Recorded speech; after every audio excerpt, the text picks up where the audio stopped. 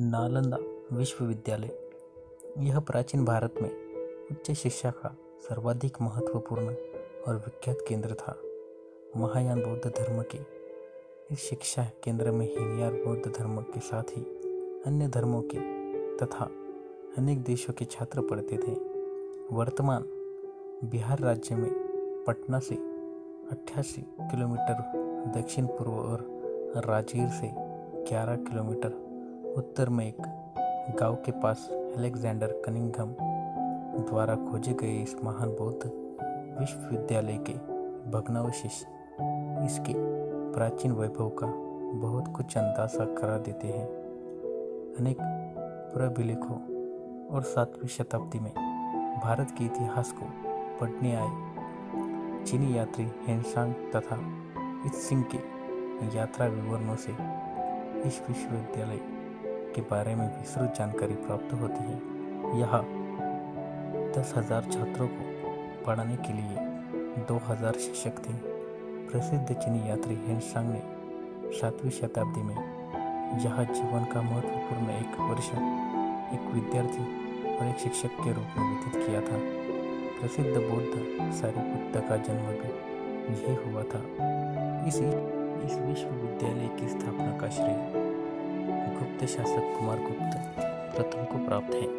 इस विश्वविद्यालय को हेमंत कुमार गुप्त के उत्तराधिकारियों का पूरा सहयोग मिला।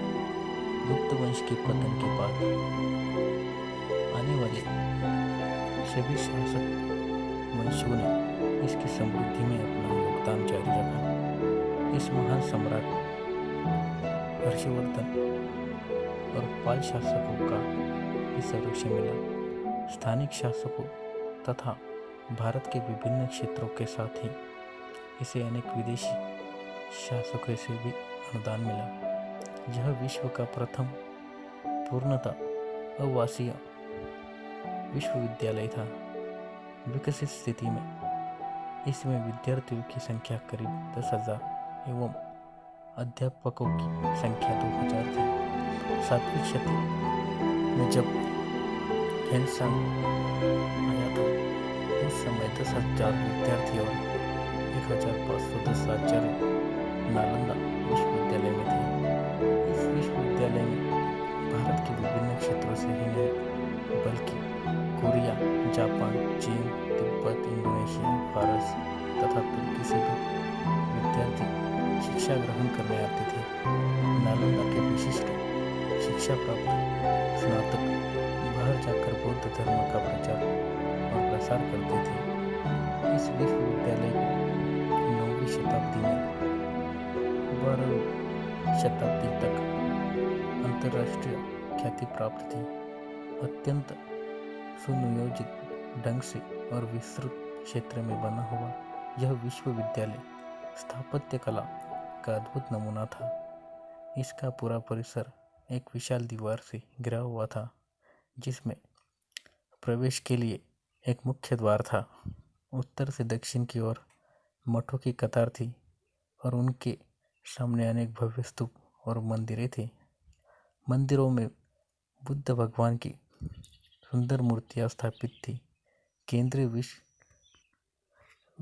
में 7 बड़े कक्ष थे और इसके अलावा 300 अन्य कमरे थे।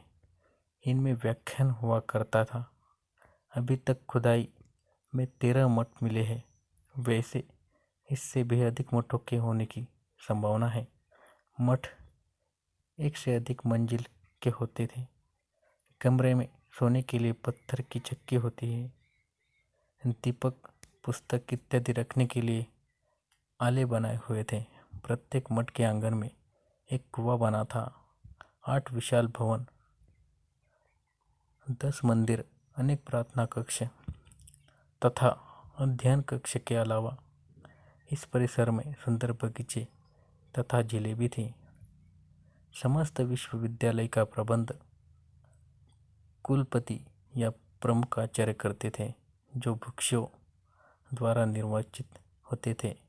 कुलपति 2 परामर्शदात्री समितियों के परामर्श से सारा प्रबंध करते थे। प्रथम समिति शिक्षा तथा पाठ्यक्रम संबंधी कार्य देती थी और द्वितीय समिति सारे विश्वविद्यालय की आर्थिक व्यवस्था तथा प्रकाशन व प्रशासन की देखभाल। विश्वविद्यालय को दान में मिले 200 गांवों से प्राप्त उपज और आय की देखरेख यही समिति करती थी। इसी से सहिस्रों विद्यार्थियों को भोजन, कपड़े तथा आवास का प्रबंध होता था। इस विश्वविद्यालय में 3 श्रेणियों के आचार्य थे जो अपनी योग्यता अनुसार प्रथम, द्वितीय और तृतीय श्रेणी में आते थे। नालंदा के प्रमुख आचार्यों में शीलभद्र, धर्मपाल, चंद्रपाल, गुणमती और स्थिरमती प्रमुख थे। 7वीं सदी में जब हेनसांग के समय इस विश्वविद्यालय के प्रमुख शीलभद्र थे जो एक महान आचार्य, शिक्षक और विद्वान थे। प्रवेश के नियम। प्रवेश परीक्षा अत्यंत कठिन होती थी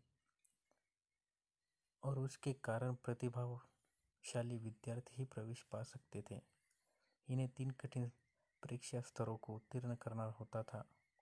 यह विश्व का प्रथम ऐसा दृष्टांत है।